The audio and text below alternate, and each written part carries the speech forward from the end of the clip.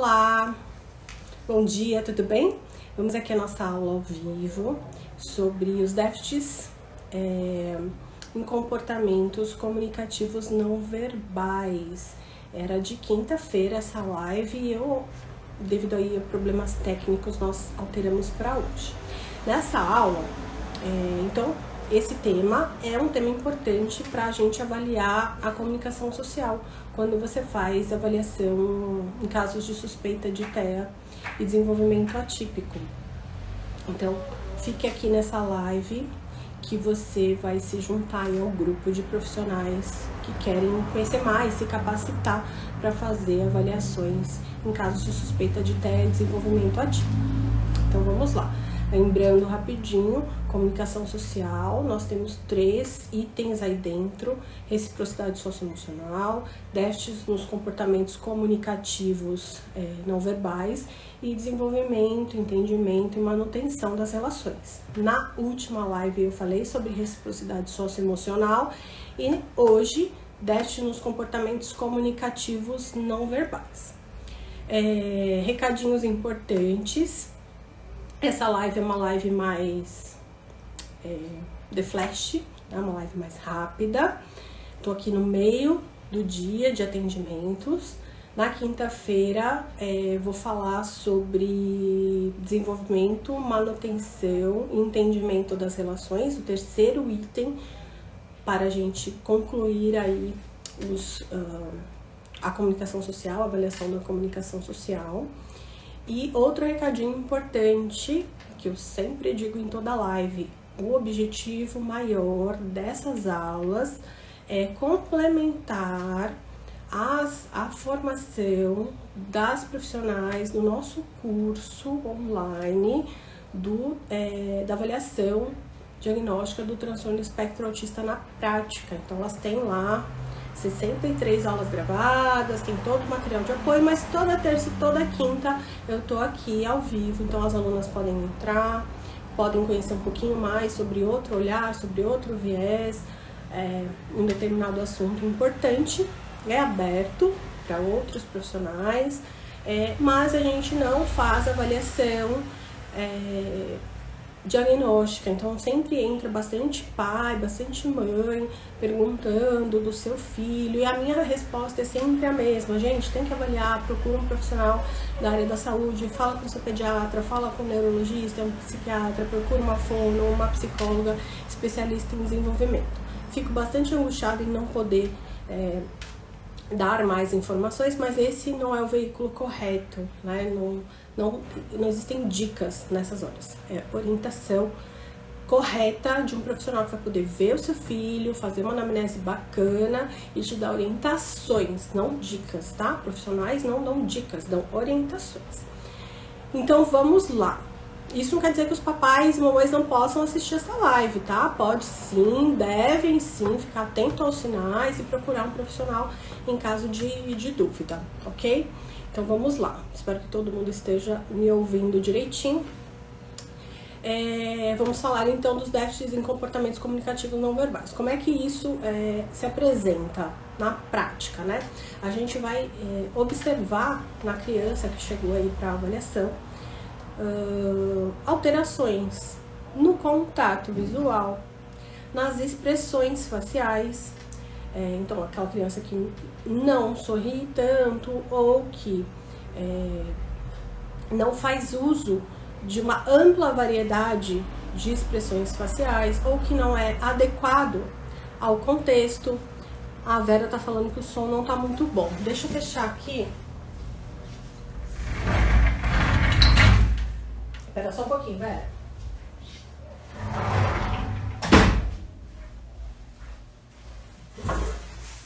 Melhorou, gente? Melhorou agora? Digam aí, por favor, se melhorou o som. Alguém? Ok, então vamos lá. Vamos falar sobre os déficits em comportamentos comunicativos não verbais item importante para avaliar a comunicação social. São 3 itens. Eu falei de reciprocidade socioemocional na última live, terça-feira da semana passada, e quinta-feira, agora, às 8 horas, eu vou falar de desenvolvimento, manutenção e entendimento das relações. Então, como a gente observa isso ali com a criança na prática? A gente vai observar qualidade do contato visual. Importante, gente, qualidade, e não se faz ou se não faz, tá?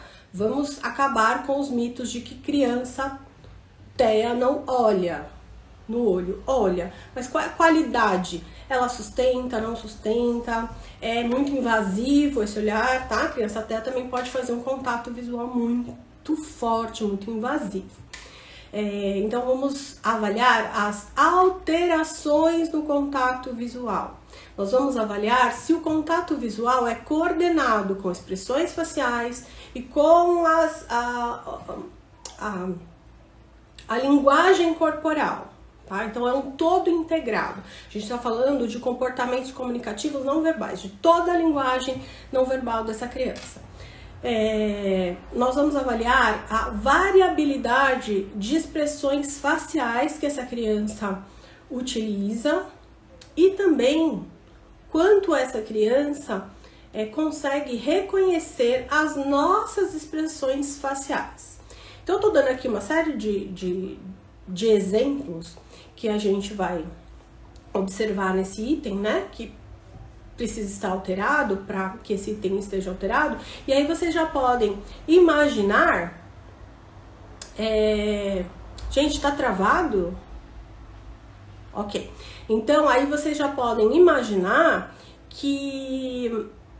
o que vocês têm que fazer, né? Para checar. Então, se vocês precisam saber se essa criança... Peraí, gente. Se estou ficada aqui no sinal...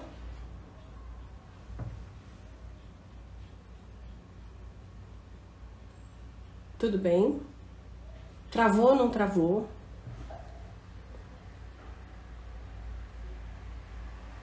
Eu vou ter que voltar a falar tudo de novo, eu fico doida. Será que todo mundo conseguiu me ouvir? Jordana, eu acho que a sua internet agora deve ter dado uma falhadinha, porque eu saí aqui do Wi-Fi e fiquei só no meu 4G aqui para não acontecer problema. Mas vamos lá. Eu tô falando aqui de sinais que precisam estar alterados para que vocês possam dizer que há déficits nos comportamentos comunicativos não verbais.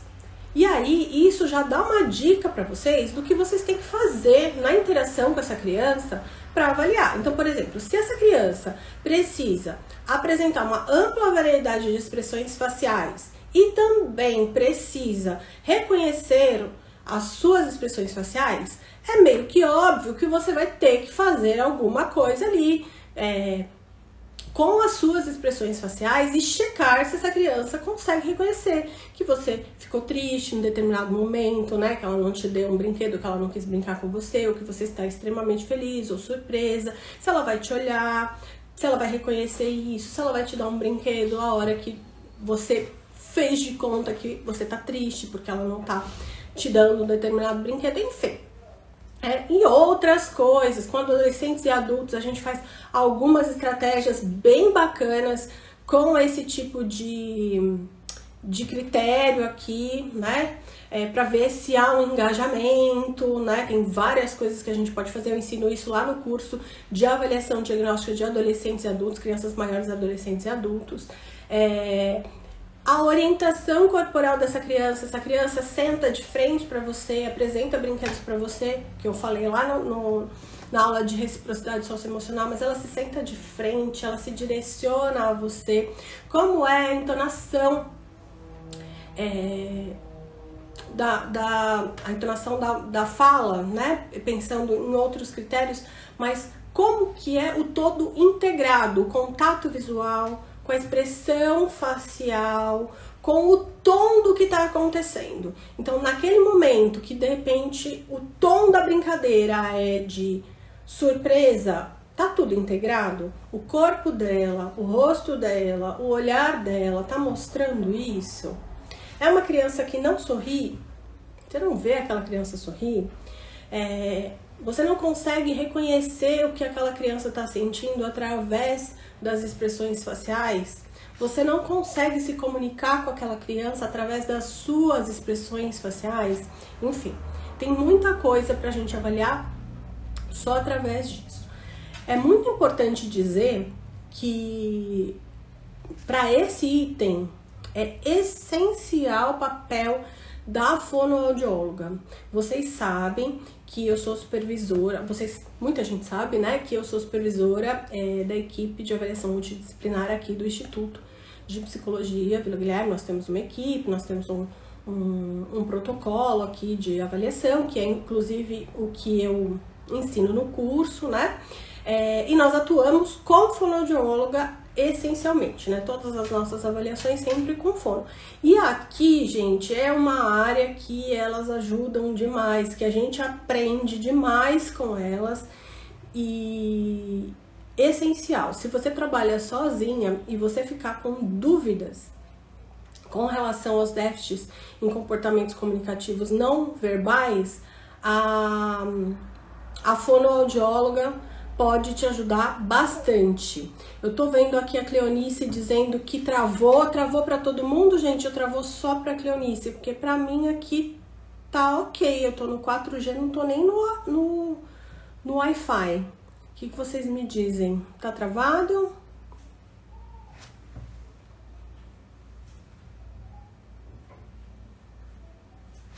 Poxa vida, que meleca. Não travou. Tá tudo ok. Então, gente, eu não vou mais olhar pros comentários, tá? Porque eu não tô conseguindo me concentrar aqui. Tô ficando doida. Ok, então vamos lá. Onde eu parei? Me perdi. Alguém me ajuda?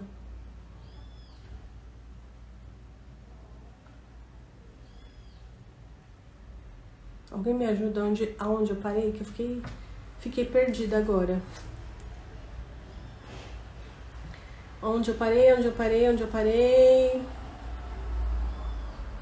Bom, vou seguir. Tá, a fono, ok. A fono pode ajudar demais nesse quesito. Então, se você trabalha sozinha, não tem a fono, não faz junto com uma fono, ficou em dúvida, uma fono pode ajudar demais em tudo, mas nesse quesito, essencial uma fono para te ajudar, tá? É muito, muito importante. Sempre, mas aqui é essencial. A linguagem corporal rígida, estranha, ela é mais perceptível em crianças maiores, adolescentes e até em adultos. Mas é nesse quesito que a gente também avalia isso, tá? É uma dificuldade em coordenar tudo de forma integrada. Essa comunicação não verbal que a criança fala com o corpo, né? A criança maior, o adolescente, o adulto, ainda mais.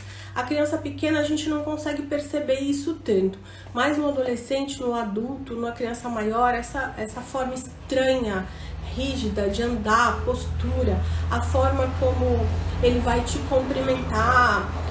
Agora na pandemia a gente não consegue ver tanto isso, né? Mas antes disso, antes da pandemia, né, a forma como o adolescente ou o adulto, aqui no nosso país, a gente, antes da pandemia, estava acostumado a cumprimentar com um beijo no rosto, né, a se despedir dessa forma. Apesar de, na minha atuação, eu não costumar fazer isso, né, até por trabalhar com esse público e saber que isso é muito complicado para algumas pessoas e avaliar bastante adolescentes, enfim, e adultos, eu já não costumo ter esse tipo de conduta, né, de já cumprimentar com um beijo, enfim, num primeiro contato, e somente depois de saber se isso é tranquilo ou não para a pessoa que eu passo a fazer isso. Isso lá antes da pandemia, né? E para muitas pessoas dentro do transtorno do espectro autista, isso não é uma coisa tranquila, não é uma coisa... É até uma coisa que eles fazem, mas que não é tranquilo. Então, eu não costumo fazer. Mas a forma como eles fazem isso é estranha, né? É uma postura estranha, é quadrado, parece que não encaixa muitas vezes. Todos, não. Lembrando que os déficits na comunicação social, que são a reciprocidade socioemocional, os déficits em comportamentos comunicativos não verbais e as falhas, né, no entendimento, desenvolvimento e manutenção das relações, os três precisam estar alterados para a gente pensar em TEA. No entanto, gente, o que eu sempre falo aqui, dentro desses três critérios, tem vários critérios, né? A gente não faz um xizinho em comunicação social. Dentro de comunicação social tem 3 critérios e dentro desses critérios tem vários critérios. As pessoas sempre perguntam quais instrumentos, né? Eu tô vendo algumas pessoas aqui falando sobre função executiva, tem muita teoria falando sobre função executiva no TEA, que também está alterado, enfim, tem vários olhares, né? Desenvolvimentistas, cognitivistas, enfim. O que a gente deve seguir é o DSM-5.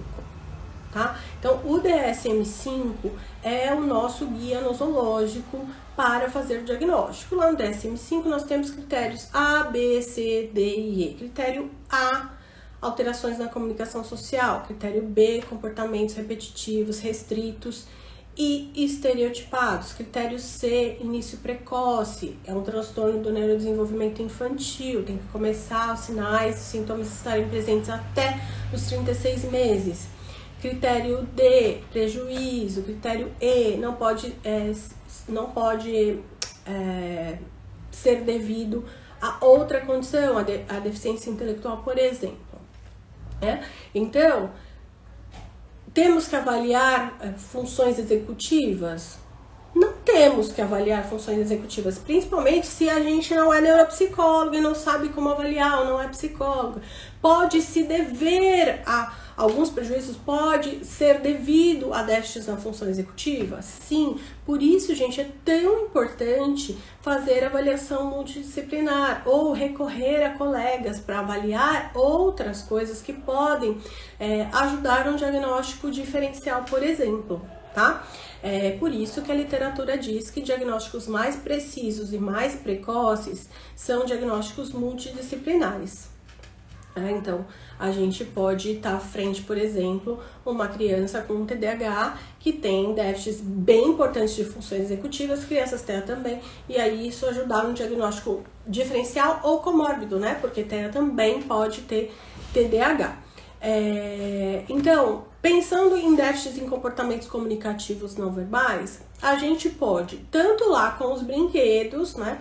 Quem faz o curso, quem assiste também as maratonas, enfim, eu tô sempre falando sobre que brinquedos utilizar, como organizar o espaço, para que a gente possa checar os itens do critério A, os itens do critério B. A gente precisa ter um roteiro mental do que a gente precisa avaliar. Não dá pra gente chegar numa sessão com aquela visão de... É meio polêmico o que eu vou falar, mas o psicodiagnóstico tradicional, aprendido na universidade, com uma caixa lúdica, ir lá e deixar aparecer o que vai acontecer quando a gente vai avaliar uma criança com suspeita de TEA, porque ela tem dificuldade de engajamento, ela tem dificuldade de interação, as coisas precisam ser planejadas, antecipadas, porque senão você não vai conseguir interagir com essa criança, não vai conseguir o melhor dela, não vai conseguir saber se ela é capaz ou não de fazer contato visual, não vai conseguir avaliar as expressões faciais, não vai conseguir avaliar, pensando na reciprocidade socioemocional, o engajamento, a resposta ao nome, se você não se antecipar em algumas coisas. ou vai mandar lá uma cartinha pro médico, como eu já vi algumas vezes, já falei aqui, criança não testável. O que é isso, né, gente? Os pais pagam um profissional para mandar pro médico pedindo lá avaliação e conduta. Era assim a cartinha: solicito, encaminho o menor fulano de tal para avaliação e conduta porque o menor não foi responsivo a nenhum dos protocolos aplicados na clínica. Que vergonha, né? Então, assim, a profissional não é capacitada, não foi buscar técnicas que existem, né? E manda pro médico: olha, médico, não sei o que é que rola com essa criança aqui, mas tudo que eu aprendi, ele não respondeu, então tem alguma coisa de muito errado com essa criança, não é com o meu manejo, não. É uma vergonha, né? Enfim, outras vezes, e isso foi recente, até uma criança que está em avaliação multidisciplinar, que é assim, a família estava em avaliação, o neurologista pediu avaliação neuropsicológica e por suspeita de TEA, que eu também já falei aqui, muitos neurologistas pedem avaliação neuropsicológica por entender que vai vir um relatório, porque muitos profissionais psicólogos não fazem relatório, ficam lá com a criança e falam: é preguiçosa, ele não interage muito porque é tímido, e não faz relatório para pai, que também é uma vergonha, né? Da vergonha da categoria, mas acontece, eu já peguei alguns, muitos. E aí tem muito neuro e psiquiatra que pede relatório neuropsicológico não porque ele quer saber memória, atenção, praxia, as funções neuropsicológicas, porque entre muitas coisas a avaliação neuropsicológica levanta isso. Ele quer um laudo. E aí, para pedir laudo, o que eu peço? Uma avaliação neuropsicológica, porque eu tenho certeza que vai vir um laudo. E aí, essa família pagou lá o X por uma avaliação neuropsicológica de uma criança que não tem repertório ainda para entrar, sentar e fazer as testagens, né? Já tinha idade para alguns testes, mas não tinha repertório. E aí, depois de 4 sessões, a família já estava entrando em contato aqui, acho que conheceu pela internet, né, pelo Instagram, para conseguir fazer a avaliação, porque a neuro já estava botando o pai dentro da sala para o pai aplicar teste, né, treinando o pai para ver se o pai conseguia fazer com que a criança respondesse, porque com ela não tinha interação possível. E aí parou lá na 4ª sessão, mais ou menos, fez lá o laudo possível, e a fala dos pais ela não responde aos testes, ela não entra na sala sozinha, e aí começou a fazer aqui, né? Então, o que o neuro quer? Ele quer saber o que está acontecendo com o desenvolvimento daquela criança, né? Então, a gente vai fazer uma avaliação multidisciplinar, fono, psico, enfim, neuropsicóloga, com manejo específico, com a possibilidade de trocar com uma psicóloga que está avaliando questões específicas, a fono, questões específicas, para poder responder à demanda desse neuro aí, né? E assim, gente, a criança entrou com a mãe na 1ª sessão, na 2ª sessão, na 3ª sessão já nem estava mais precisando entrar com a mãe, só mesmo se a gente precisasse, né, observar alguma coisa com a mãe. Já conseguimos aplicar o som R sem a mãe, coisa que não foi possível na outra avaliação. O pai que aplicou o som R com a ajuda da profissional, enfim. Então, o manejo específico, o cuidado, a antecipação, com uma série de coisas, ele garante essa interação adequada, garante o melhor comportamento ali da criança, né? Então eu vejo, gente, muitos profissionais e muitos cursos também, vocês também devem ver bastante, avaliação do autismo, conheça os instrumentos, avaliação do autismo, conheça esse, 10, 20 instrumentos, que na verdade a gente usa muito pouco, né? Porque instrumento é uma informação de autorrelato, de autorrelato, né, se for maior, adulto, adolescente, mas que o pai vai falar sobre a criança. E o diagnóstico é feito através da observação do comportamento. Então, você, profissional, vai estar em interação com aquela criança, vai observar, você vai precisar interagir, e para isso você vai precisar de um manejo específico, você vai precisar saber o que você vai fazer, organizar o seu espaço, saber quais materiais e o que você vai fazer. Para isso você precisa de uma capacitação específica e ter ali um roteiro mental do que é uma alteração na reciprocidade socioemocional, por exemplo, e o que você pode fazer com aquele brinquedo, né? Então, no brinquedo bola, como que eu posso, com uma bola, avaliar a reciprocidade socioemocional? Com uma bola, o que eu posso avaliar de déficits comunicativos não verbais? Com uma bola, o que dá para levantar de desenvolvimento, manutenção e entendimento das relações, né? Então, quando eu digo que no nosso curso a gente tem um checklist, né? Não é um checklist de xizinho, né? E ok, vamos dar lá o diagnóstico. É um checklist que organiza a avaliação do profissional para que ele possa checar todos os itens, né? Até teve uma aluna no curso, eu não sei se ela tá aí, acho que não, que ela perguntou: olha, Roberta, eu tô avaliando uma criança de 3 anos e esse item tá ok, ele apresenta estereotipia, rigidez, enfim. Colocou lá o que estava alterado, mas na comunicação social não tinha alteração. Pelo menos ela não colocou lá na dúvida dela no curso, né? E aí a minha orientação a ela foi: você checou todos os itens do checklist, item a item? Ele respondeu positivamente, porque não é só procurar o negativo, a gente tem que falsear, senão a gente acha aquilo que a gente tá procurando, né? Então, assim, não é só ir lá e ver o que tá negativo. Ele não apresentou o negativo, mas ele apresentou positivamente. Então, ele não apresentou, vamos supor, ele não teve uma alteração de reciprocidade socioemocional. Ele engajou, tá? Nas brincadeiras. Qual a qualidade? Foi positiva? Ele fez essas coisas positivamente, né? Então, quando isso também não aparece, é empobrecido, a gente também tem que ficar atento, que é o que eu sempre falo: os déficits do autismo, eles são persistentes. A gente tem que avaliar a qualidade. Então, hoje a gente está falando especificamente em comportamentos comunicativos não verbais. Qual a qualidade do contato visual? Qual a qualidade, a variabilidade, a amplitude do uso de expressões faciais? Existem instrumentos que a gente possa utilizar para avaliar o conhecimento das crianças em expressões faciais? Existem, a gente pode utilizar no curso de adolescentes adultos e também no de crianças. A gente pode utilizar alguns baralhos que existem, tem alguns joguinhos, a gente pode criar, e eu falo isso nos cursos, né, para checar o quanto a criança consegue reconhecer expressões faciais. Mas eu posso fazer isso na minha interação com a criança, eu tenho que fazer isso na minha interação com a criança.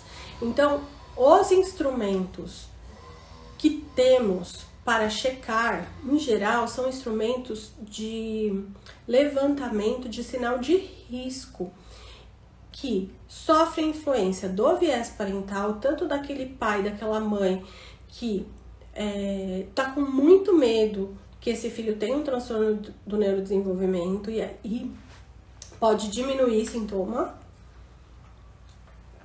quanto daquele pai que não sabe o que o filho tem, que está sofrendo com o comportamento da criança e que não é escutado, né? Que fala com a família, que fala com o marido, que fala com a madrinha, que todo mundo acha que é ela que não sabe educar e às vezes está vendo coisa onde não tem.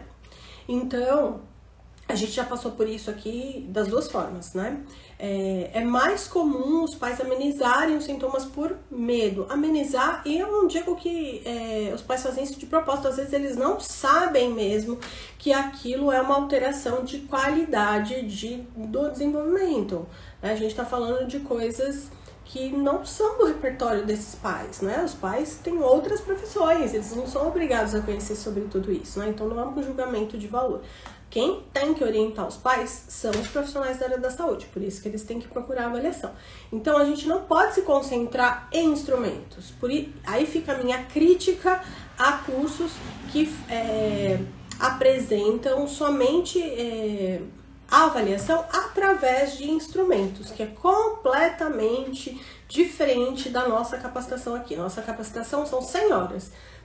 Basicamente tudo na prática. Nós temos instrumentos, sim, a gente apresenta CARS, a ICA, IBC, M7RF, mas tá lá no bônus, né? Sim, é importante, mas não é a roda do carro, não é o que faz o carro andar, tá? Então, sim, eu explico, a gente fornece, a gente tem aula, mas isso é só um tantinho do que é importante para fazer uma boa avaliação.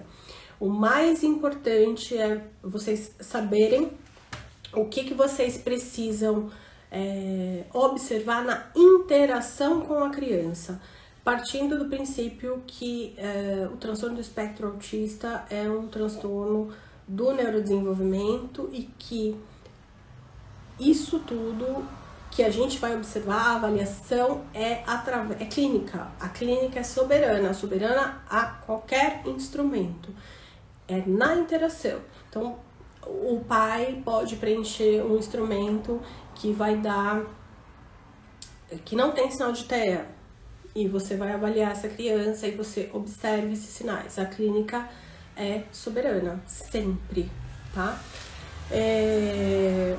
Então, gente, basicamente, o que a gente precisa avaliar nos déficits de comportamentos comunicativos não verbais é a qualidade do contato visual, expressões faciais, o todo integrado, né?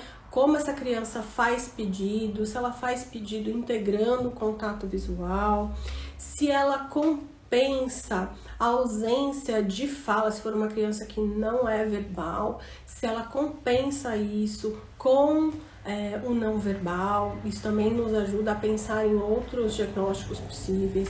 A gente tem que levar em consideração se essa criança já teve intervenção ou não. Pensando em apraxia, por exemplo, né? Normalmente essas crianças compensam muito com não verbal. Então, essa parte, gente, ela é essencial, novamente falando, o papel da fono, tá? Principalmente para crianças não verbais. Eu não fecho. Aqui no Instituto a gente tem essa conduta, né? Às vezes os pais entram em contato e falam assim, mas ele já está com uma fono, eu preciso só da parte da psicologia para fechar. Aqui a gente só faz o diagnóstico, a avaliação diagnóstica em avaliação multidisciplinar. Então, mesmo que a criança esteja com uma fono, então ok, você vai procurar outra psicóloga para fechar junto com essa fono. Aqui a gente só faz em equipe, então só a equipe multi aqui fecha em conjunto, né? Então, esses são os critérios importantes para se avaliar quando você estiver avaliando a comunicação social e for observar o item de comunicação, de déficits em comportamentos comunicativos não verbais. Qualidade do contato visual, as expressões faciais que a criança usa, a variedade, a amplitude, o reconhecimento, se ela consegue reconhecer no outro as expressões faciais, o todo integrado, o contato visual com a expressão facial, com a linguagem corporal, se ela faz pedido conectado com o contato visual, né? E esse pedido não precisa ser verbal, tá? Pode ser só um apontar, triangulando o olhar, aí a atenção compartilhada entra de uma forma bem importante, né? Não tem como não observar a atenção compartilhada nesse item. Muito importante diferenciar, fazer pedidos de itens com compartilhamento de interesses. A gente também avalia aqui dessa triangulação aqui do contato visual com a expressão corporal e as expressões faciais, se usa o outro como ferramenta, né? Tudo isso entra aqui nos déficits em comportamentos comunicativos não verbais, tanto para crianças quanto para crianças maiores, adolescentes e adultos. A forma de avaliação é diferente, mas os itens são os mesmos, por isso é importante conhecer sobre o desenvolvimento infantil. O que eu espero de uma criança de 18 meses não é o mesmo de uma criança de 3, 4, 5, 7, um adolescente e um adulto, tá? Aqui no Instituto, na Brinquedos, a gente fornece capacitação prática para você que quer se capacitar para incluir essa avaliação aí na sua rotina.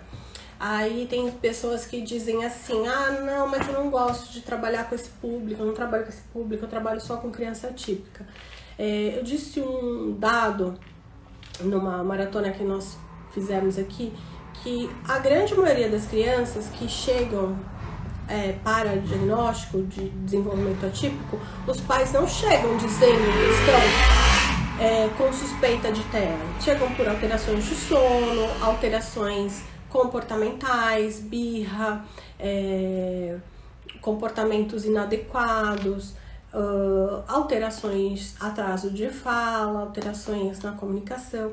Então, se você tem um consultório e trabalha com criança, hoje em dia, com as estatísticas, né? Acho que 1 para 59, 1 para 54, a última estatística, né? De nascidos, né? Dentro do espectro, não dá para você trabalhar com criança e não saber o mínimo dessa avaliação. Você pode, hoje em dia, trabalhar com criança e não querer atuar, fazer a intervenção, né? O pós-diagnóstico. Mas mesmo que você não queira fazer a avaliação, trabalhar com avaliação multi, como por exemplo é o meu caso, né? Especialista em avaliação multidisciplinar, é a avaliação que eu gosto de fazer, meu hiperfoco, é o que eu trabalho aí há 1000 anos, né? Ok, para trabalhar com isso, para trabalhar com criança, você precisa saber fazer isso. Assim como eu tenho curso de TDAH, de deficiência intelectual, de TEI, de transtorno disruptivo da desregulação de humor, de toque, de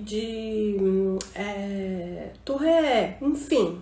Por quê? A gente precisa diferenciar outras condições, transtornos da coordenação motora, enfim. Não dá pra ficar no quadradinho, né? Então assim, eu trabalho só com criança típica e o pai vai estar na sua porta, então eu trabalho só com criança típica, o pai vai saber que a criança dela é típica, aí ele vai tocar a sua campainha e vai levar pra você só típica. O pai não sabe, ele vai te procurar achando que o filho dele é típico, né? Enfim, gente, então é muito importante que os profissionais que atuam com criança hoje, do jeito que está o transtorno do espectro autista, né? Com essas estatísticas, né? Com essa nova nomenclatura de espectro, né? Então tem muitas crianças, tem muito subdiagnóstico, muitos diagnósticos incorretos. Então, para o melhor desenvolvimento dessas crianças, a intervenção precoce é o ideal, mas a intervenção precoce sem diagnóstico, se um diagnóstico não for possível. Então, assim, é quase que um dever ético dos profissionais saberem reconhecer e encaminhar se for o caso, né? Se eles não se sentirem à vontade para fazer. No entanto, para fazer esse reconhecimento em casos muito leves, em casos com outras comorbidades, como TDAH ou outras condições, é preciso um olhar especializado. E uma coisa que eu converso sempre com o meu marido, né? A gente oferece um curso aqui, que é um curso de capacitação prática. E quando a gente fala sobre o curso, a gente fala sempre sobre o manejo, o espaço, os brinquedos, uma forma de interagir com as crianças diferente. E a gente recebe tanta pergunta sobre instrumento, né? E eu sempre converso com ele, falo assim, as pessoas querem instrumento. As pessoas não aprenderam na universidade, assim como eu, e ainda estão presas em instrumentos, né? E assim, toda a literatura não indica que não tem instrumentos. O que existem são instrumentos para você rastrear se tem sinal ou não tem sinal. E se tem sinal, você tem que ir e fazer a intervenção na clínica, na interação, que é exatamente o nosso curso, né? Então, assim, tem muito curso com instrumentos, e aí o profissional vai pegar, vai aplicar um monte de instrumento, aí vem os relatórios. Eu não tenho nenhum aqui, mas também não dá pra mostrar. Mas assim, você pega relatórios de avaliação de TEA, que tem assim, aí tem lá 1, 2, 3, 4, 5 instrumentos, aí 2 falam que tem sinal, o outro não tem sinal, aí no final tá assim, manda pro médico porque tem sinal. Que avaliação diagnóstica é essa, minha gente? Né? Aplica um monte de instrumentos, os instrumentos dizem que sim ou que não através do relato da mãe, e a profissional não interage com a criança, não consegue observar os sinais através da interação para conseguir ter firmeza de apontar, sim, eu observei que essa criança tem alteração na reciprocidade socioemocional, apresenta déficits em comportamentos comunicativos não verbais, apresenta déficits no desenvolvimento, manutenção e desenvolvimento das relações, apresenta o critério B, é na interação, né? Não é no instrumento. Enfim, o instrumento é para acolher a fala dos pais, da escola, dos responsáveis, que é um critério do DSM-5. Né, que é o critério C, que é o critério D, prejuízo e a presença dos sinais lá até os 36 meses. Os instrumentos auxiliam, exatamente, Jordana, mas isso não significa que diagnosticam. Então, gente, atenção, eu não estou dizendo que não se deve estudar os instrumentos, sim, mas abram o olhar de vocês quando forem escolher uma capacitação. Se puderem escolher, escolham a supervisão, né? Quando eu me formei, quando a gente começou aqui a fazer as avaliações, né? Então, começamos aqui a fazer as avaliações e eu, enfim, fazendo meus cursos e tendo supervisão, a gente chama de supervisão externa. Aí eu comecei a supervisionar a equipe, aí eu comecei a supervisionar pessoas de fora, depois eu comecei com os cursos presenciais, que era feito aqui mesmo, mas cabia no máximo só 18 pessoas. A gente fez umas 4 turmas presenciais, vinha gente do Brasil todo. Gente, veio aluna do Acre. E aquilo foi, eu fui pensando, falei, gente, não tem esse curso. Aí depois, com a pandemia, a gente acabou colocando online, ficou muito maior, muito melhor, muito mais legal. Eu tinha um pouco de preconceito, pra falar a verdade, mas ficou muito mais legal. Mas o que me chama a atenção é a quantidade de oferta de curso de diagnóstico assim, ó. Curso de diagnóstico de transtorno do espectro autista. Aprenda todos os instrumentos, então você vai ver, tem 10, 15 instrumentos. E aí, no mesmo curso de diagnóstico, tem ABA, TIT, Sunrise, tem tudo. Gente, é curso de diagnóstico, é curso de intervenção, é curso de rastreio, é curso de quê? Então, assim, acho que a gente tem que ter um pouquinho de critério a hora que for encontrar uma capacitação também. Pra depois você não se sentir frustrado. Tem curso de caros pra caramba, e que você vai ver, só te mostra uma partinha assim, né? O nosso curso aqui, ele é muito legal e é um curso que eu queria ter encontrado, de verdade, assim, porque é um curso que é prático, né? Então não fica mostrando aquilo que você não vai usar só para te convencer a comprar, porque as pessoas querem instrumento, né? Em nenhum momento a gente fala assim, olha, vem aqui aprender instrumentos. A gente até não consegue, às vezes, fazer as pessoas entenderem o quanto isso é importante, né? Mas, enfim, gente, eu tô aqui só devaneando. Espero ver vocês na quinta-feira, 20 horas. A gente também tem muito conteúdo aqui no IGTV, no YouTube. Tudo que tem aqui tem no YouTube. Nosso YouTube, gente, se vocês assistirem tudo que tem no YouTube, tem um curso, né? É claro que no curso tem a possibilidade de tirar dúvidas, de fazer, né, como se fosse uma supervisão, tem material, enfim. Mas só no YouTube tem um curso lá. mas é necessário ter conhecimento, o profissional precisa saber dos testes e principalmente praticar. Então, aprender espaço psicopedagógico. Os testes não diagnosticam, essa é a minha crítica. Os testes são testes de rastreio, então eles são importantes para você rastrear. Mas se eles não diagnosticam, como dizer que o curso vai auxiliar? Né? O curso Aprendendo Testes vai te auxiliar, se eles só fazem o levantamento de sinais de risco. Poucos cursos ajudam a você fazer a parte prática, o manejo, a organização do espaço, os brinquedos, entende? Então é isso que eu tô querendo dizer. Você fazer um curso que aprende um monte de teste, depois você fazer um laudo com um monte de teste, que no final você fala tem um sinal de risco, que você ajudou essa criança? Vai lá pro médico e a profissão, sabe, gente? Porque no final das contas, a gente vai caindo descrédito. Quantas vezes eu vejo objeções de profissionais dizendo que nós não podemos fazer avaliação diagnóstica, nós podemos fazer avaliação diagnóstica. Está lá descrito psicólogos, por exemplo, na nossa profissão, diagnóstico psicológico é a nossa área de atuação.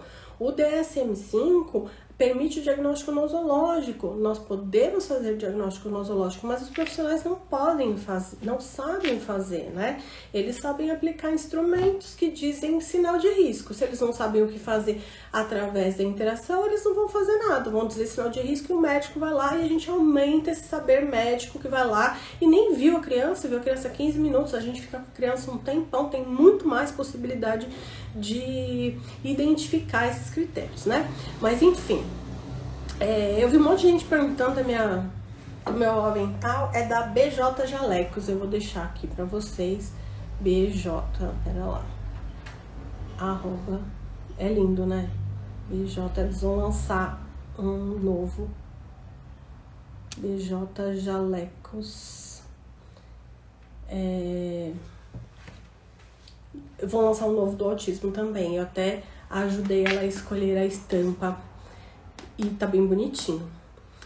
E é isso, gente, espero vocês quinta-feira. Eu vou deixar aqui também, eu vou deixar depois um site que nós temos, que tem alguns e-books, que são os nossos e-books Diagnóstico TEA na Prática. São os e-books que nós temos aqui na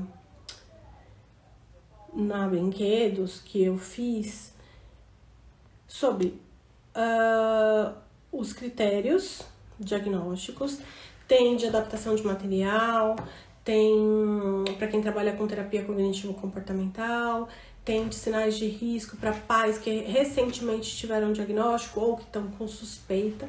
E aí vocês baixam lá os e-books, eles são gratuitos nessa página, diagnosticotea.com.br. Tanto nessa página, tem lá todos os e-books, quanto se vocês entrarem aqui no Instagram da Brinquedos, também tem um link que vai para os nossos e-books. Vocês baixando esses e-books ou entrando no VIP do Telegram, que tem um grupo VIP do Telegram que chama Diagnóstico TEA, vocês recebem o cronograma de aulas da semana, né, antecipado normalmente no domingo, a gente manda quais serão as aulas da semana, e todas as informações, às vezes informações de atualidades, algum material, alguma coisa assim, tá bom? E baixando o e-book, vocês também recebem informações, às vezes recebem cupom de desconto de material, alguma coisa sempre antes aqui da página do Instagram. Algumas coisas são exclusivas para quem baixou os e-books, porque entra numa lista, ou para quem é VIP lá no Telegram, tá bom? Então tá bom, gente.